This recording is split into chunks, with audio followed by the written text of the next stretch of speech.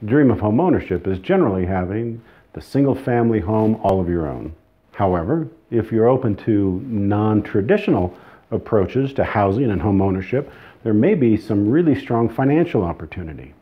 I like the idea of multifamily units, the idea of a duplex, triplex, or fourplex, which are eligible for the same kind of financing, owner-occupied financing that a single-family home is, that have great income potential.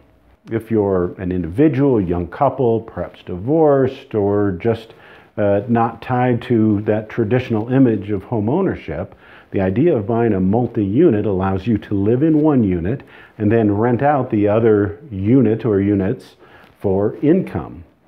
It may feel a little bit like an apartment at times, but as the owner, you have a little bit of authority. You can pick your neighbors, and you certainly want to pick neighbors and tenants cautiously.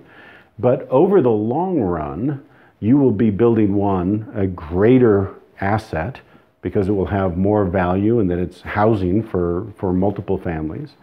But you'll also be able to, at the point you want to go out and buy the single family home, if that's something you want to consider, you can simply rent the unit that you lived in.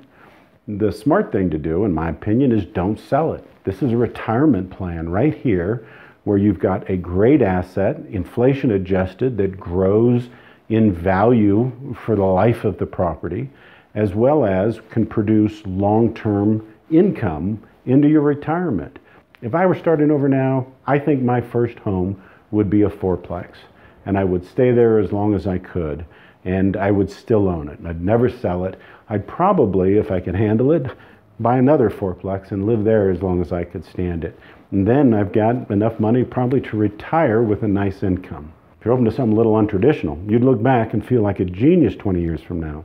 You'd also have a nice retirement income, be able to enjoy life. You might, after the single family home, realize you don't need as much space. Kids are grown and gone.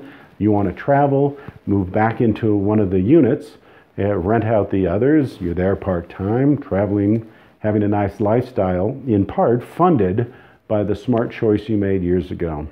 It isn't all that dramatic and exciting, and it may feel a little bit like apartment living at times. But long-term, sometimes these practical choices are just so financially prudent.